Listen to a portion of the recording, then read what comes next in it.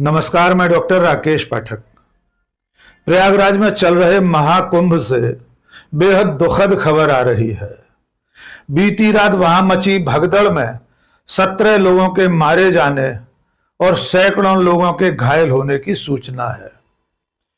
प्रशासन ने राहत और बचाव कार्य शुरू कर दिए हैं, लेकिन इससे भी ज्यादा विडंबनापूर्ण बात यह है कि उत्तर प्रदेश के मुख्यमंत्री, उत्तर प्रदेश की सरकार और मुख्य धारा का तथा कथित मीडिया इस बड़े हादसे पर पर्दा डालने की कोशिश में लगे हुए हैं। और तो और उत्तर प्रदेश के मुख्यमंत्री योगी आदित्यनाथ का सोशल मीडिया हैंडल इतने बड़े हादसे के बावजूद आज सुबह हिंदू मुस्लिम वाली खबरों से भरा पड़ा था। इसके अलावा सीएमओ उत्तर प्रदेश का जो ट्विटर हैंडल है, उस पर भी हादसे को लेकर कोई आधिकारिक जानकारी नहीं दी जा रही। बाकी मुख्य धारा के मीडिया का क्या हाल है, ये आप खुद जाकर उन चैनलों पर देख सकते हैं। एक आध चैनल को छोड़कर कोई भी चैनल मृतकों की संख्या तक बताने के लिए तैयार नहीं है। आइए पूरे घटनाक्रम को सिलसिलेवार जान लीजिए। आप सब जानते हैं कि आज पवित्र मुहूर्त था मौनी अमावस्या का। इस दिन संगम में स्नान करने के लिए पूरे देश से लाखों करोड़ों लोग प्रयागराज पहुंच गए थे। मंगलवार की रात को 12 बजे के बाद लोगों ने संगम तट की तरफ बढ़ना शुरू कर दिया। संगम नोज पर पहुंचने से पहले वहां पर भगदड़ मच गई। बड़ी संख्या में लोग वहां पहले से सोए हुए थे। सड़कों और फुटपाथों पर, नदी के किनारे पर उन तमाम लोगों को कुचलते हुए भीड़ आगे बढ़ी और अंततः भगदड़ में बदल गई। इस भगदड़ में आधी रात के बाद सुबह तक 17 लोगों के मारे जाने की सूचना मिली है। पूरी रात प्रयागराज की सड़कों पर एम्बुलेंस और पुलिस की गाड़ियां सायरन बजाती हुई दौड़ती रही हैं। शहर के अस्पतालों में अब तक मृतकों और घायलों का आना जारी है। प्रशासन राहत और बचाव कार्य में लग गया है। ये हालात क्यों बने, ये आगे चलकर जांच में सामने आएगा। लेकिन आप सब जानते हैं कि पिछले 3-4 दिनों से प्रयागराज में जिस तरह से वीआईपी और वीवीआईपी लोगों का तांता लगा हुआ था, उसके चलते आम श्रद्धालु, आम जनता के लोग परेशान हो रहे थे। वे दृश्य और लोगों की प्रतिक्रिया आप पिछले 2-3 दिन से लगातार देख रहे थे। जिस दिन गृह मंत्री अमित शाह वहां पहुंचे थे और बाकी के तमाम वीआईपी पहुंचे थे, उस दिन भी प्रयागराज में हजारों लाखों लोगों को परेशानियों का सामना करना पड़ा था। प्रशासन के इंतजामात की कोई ना कोई खामी थी, जिसके चलते बीती रात को इतना बड़ा हादसा हो गया। आइए आपको कुछ तस्वीरें वीआईपी मूवमेंट की और कल के हादसे की दिखा देते हैं। कुछ तस्वीरें विचलित करने वाली भी हैं।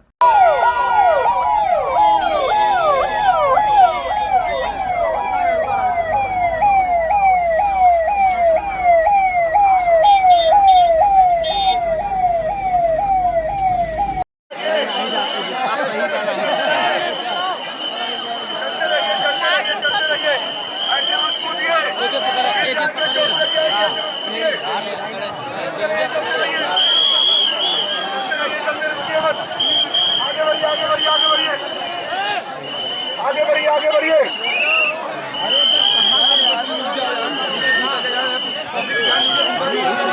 इसके बाद बीती रात जो हादसा हुआ, उसके बाद अब तक उत्तर प्रदेश के प्रशासन ने, उत्तर प्रदेश के मुख्यमंत्री ने, प्रमुख सचिव ने या डीजीपी ने इस घटना को लेकर अधिकृत रूप से कोई बयान जारी नहीं किया है। जो मृतकों के परिवार हैं, उनके लोगों की प्रतिक्रिया सुन लीजिए। उससे अंदाजा लगा सकते हैं कि मृतकों और घायलों की संख्या इससे कहीं ज्यादा होगी। एक परिवार के सदस्य ने बताया कि वे लोग 20 लोग थे, लेकिन अब कुछ लोग ही बचे हुए हैं। आइए उनकी प्रतिक्रिया सुन लीजिए। 20 आदमी गिर गया उसके ऊपर, उसका डायबिटीज है, डायबिटीज नील हो गया, हाई प्रेशर भी है। कितना बजे? 3 घंटे बाद में पुलिस आया, मेघालय से आया। हम लोग का तो बाकी परिवार कहाँ गया? फोन लुके। कितने लोग तब गए थे? ओ उधर में तो बहुत आदमी, हॉस्पिटल में चला गया। क्या हुआ वहाँ? क्या नहीं हुआ वहाँ? अभी गया। तो भगदड़ मची या क्या? 100 का ऊपर क्या भैया क्या हुआ? भगदड़ मची आंटी वहाँ? भगदड़ मची? बागदौड़ में से प्रशासन कुछ भी नहीं किया। इतना टाइम से सीआरपी को बुलाया, पुलिस को बुलाया, कोई भी नहीं आया, कोई भी नहीं आया। ऐसे अनेक परिवार हैं जो 10-10 या 20-20 की संख्या में आए थे और अब वे 2 या 4 लोग बचे हैं। बाकी लोगों का कोई अता पता नहीं लग रहा है। महाकुंभ में किस तरह की बदइंतजामी फैली हुई थी, इसके बारे में महामंडलेश्वर प्रेमानंद पुरी का बयान भी सुन लीजिए। उन्होंने स्पष्ट कहा था कि कुंभ मेला प्रशासन पूरी तरह से नाकाम हो गया है। उन्होंने ये मांग भी की थी कि महाकुंभ का इंतजाम सेना को सौंप देना चाहिए। यद्यपि हम इस बात से सहमत नहीं हैं, क्योंकि यह सेना का काम नहीं है। स्थानीय प्रशासन, पुलिस और राज्य सरकार का काम है इस तरह के बड़े आयोजनों की जिम्मेदारी संभालना। और अब जान लीजिए उत्तर प्रदेश के मुख्यमंत्री, उत्तर प्रदेश की सरकार के रवैये के बारे में। ये जो भगदड़ मची थी, ये बीती रात 12 बजे के बाद शुरू हो गई थी। यानी उत्तर प्रदेश की सरकार को, स्थानीय पुलिस और प्रशासन को इस हादसे की सूचना तत्काल मिल चुकी थी। इसके बावजूद आज सुबह मुख्यमंत्री योगी आदित्यनाथ के ट्विटर हैंडल पर इस हादसे के बारे में कोई सूचना नहीं दी गई। इसके उलट योगी आदित्यनाथ का ट्विटर हैंडल दिल्ली के विधानसभा चुनाव में उनके भाषणों की कतरनों से भरा हुआ था। उसमें भी हिंदू मुसलमान वाली जो हेडलाइंस थी, उन अखबारों की कतरनें योगी आदित्यनाथ के ट्विटर हैंडल पर आप देख सकते हैं। स्क्रीन पर देखिए, योगी आदित्यनाथ उत्तर प्रदेश के मुख्यमंत्री अपने ट्विटर हैंडल पर दिल्ली में दिए गए भाषणों की कतरनें आज सुबह तक पोस्ट कर रहे थे। ये जो कतरन आप देख रहे हैं, ये दिल्ली की सरकार पर आरोप वाली है कि उसने घुसपैठियों को बसाकर लोगों के अधिकारों पर कुठाराघात किया है। दूसरी कतरन है रूमाल रखकर किसी भी जमीन को वक्फ की जमीन बता देने के मुसलमानों के दावे पर। यानी आज की सुबह भी, जबकि प्रयागराज में इतना बड़ा हादसा हो चुका था, उत्तर प्रदेश के मुख्यमंत्री योगी आदित्यनाथ अपने सोशल मीडिया प्रोफाइल्स पर सिर्फ हिंदू मुस्लिम नफरत वाली कतरनें साझा करने से बाज नहीं आए थे। इसके बाद क्या हुआ वो भी देख लीजिए। जब आज सुबह इस हादसे की खबरें तमाम सोशल मीडिया पर निष्पक्ष पत्रकारों, स्वतंत्र मीडिया ने साझा करना शुरू की, उसके बाद योगी आदित्यनाथ के ट्विटर हैंडल पर इस हादसे में मृतकों की सूचना देने के बजाय अफवाहों से बचने की अपील की जा रही है। पहला ट्वीट उन्होंने इस तरह का किया है कि महाकुंभ को लेकर अफवाहों से बचें, जो श्रद्धालु जहां है वहीं रहे। इसके बाद उन्होंने एक बयान जारी किया, वो बयान भी सुन लीजिए। इस बयान में भी उत्तर प्रदेश के मुख्यमंत्री ने भगदड़ में मारे गए लोगों के बारे में कोई सूचना नहीं दी है। 2 शब्द उन्होंने शोक संवेदना के नहीं बताए और जताए हैं। वे इस वीडियो संदेश में भी अफवाहों से बचने की बात कर रहे हैं। वे ये तक स्वीकार करने को तैयार नहीं है कि भगदड़ में कुछ लोग मारे गए हैं या बड़ी संख्या में लोग घायल हुए हैं। महाकुंभ के डीआईजी वैभव कृष्ण का वे भी टेलीविजन के कैमरे पर, न्यूज चैनल के कैमरे पर तमाम सारी बातें कर रहे हैं।